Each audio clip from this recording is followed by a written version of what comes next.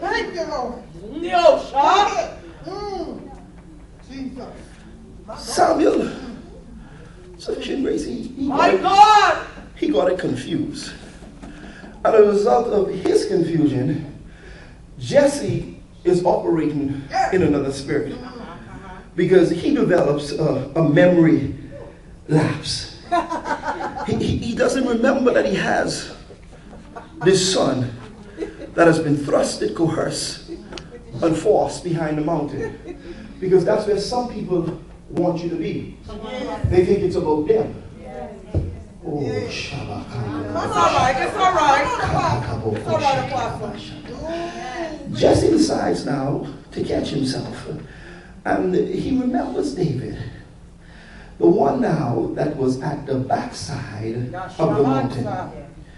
He was tending with the goat and the cow doodle. Yeah, that's what he was doing. The one that was cutting the grass, the one that was mowing the lawn, the one that was cleaning the church bathroom. Yes, sir. The one that was showing up and nobody else was showing up in the ministry. The one that would call folks up on the telephone when ain't nobody had the nerve, the courage, and the grace to call them and encourage them.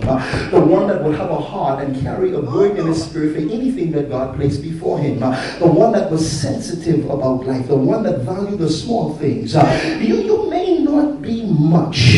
You may not be what they think you should be. But can I suggest that someone in sufficient grace, at least you have value. At least you have integrity. At least you're fortified in God. At least you still pray. At least you're still humble. You're still quickened in your spirit, still hungry and searching and seeking after God. At least you're still on fire.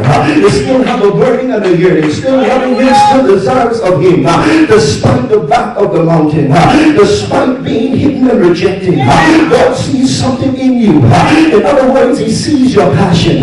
He sees that godly and goodly integrity that you have about yourself. You're looking at the flesh, but God sees your spirit. He sees your mentality. He sees your heart. He sees your inner workings. He sees your holiness.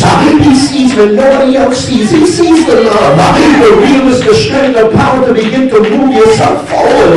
Anybody in this place, you're ready to bring your mind that you're going to press, and no matter what your luck may be, no matter what your circumstance is, you're going to fight. You're going to serve God, love God, and need God. I came to prophesy over a few folks just like David tonight.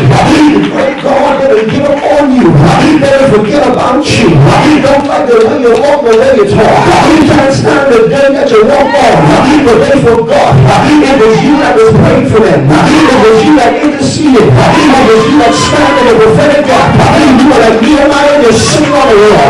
Believing God for the walls of their life to begin to be built up. But look at what they did. They stripped it down and forgot all about you. You're connected to the same church. You're connected to the same house.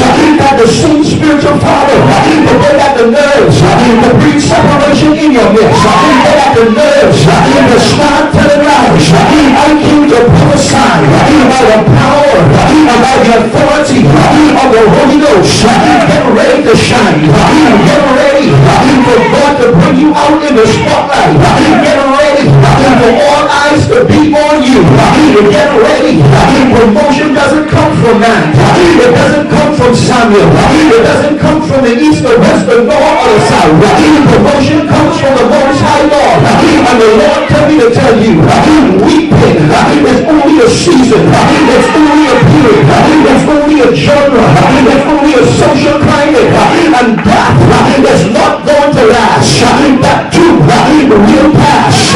Get ready for God to literally rest His hands in the midst of your situation, in the midst of your dilemma, in the midst of everything that you lack. They laughed at you, talk about you behind your back, scorn you, look into your situation, and rather than encouraging you, what they did was rest themselves upon you. I came to anoint you in the same way that Samuel anointed David, to tell you, get ready. The discouragement, the despair, the despondency, it's over, it's canceled. There are real praying folks, desirous to see you move to the next level, to the next dimension of God. There's a few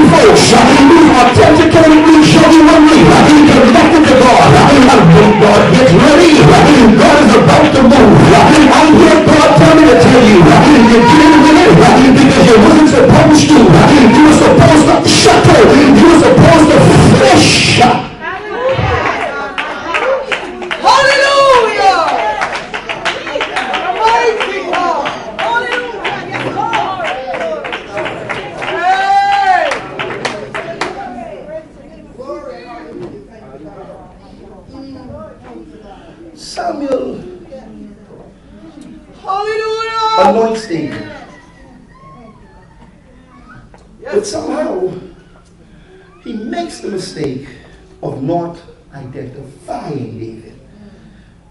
But what I like about Samuel is that he still embraces him.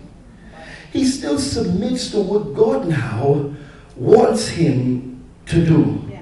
Because some folks, they take God's assignment too personal. They get mad when they get it wrong, and they get offended when they can't begin to have their own way. But Samuel now, what he does, rather than getting angry, rather than getting upset, he submits himself to the will of God. He doesn't question and query God. He takes the oil and he pours it upon the head of David because God said it, God established it, God ordained it, and called it even before now the foundations of the world. Now what I like about David at this point is that David is anointed, but yet not established, yet not walking, and yet not facilitating the office that he was anointed for. He's been called to royalty, but yet he's operating in commonality. Because he has to be tried and he has to be proven. He has to be processed and he has to be tested.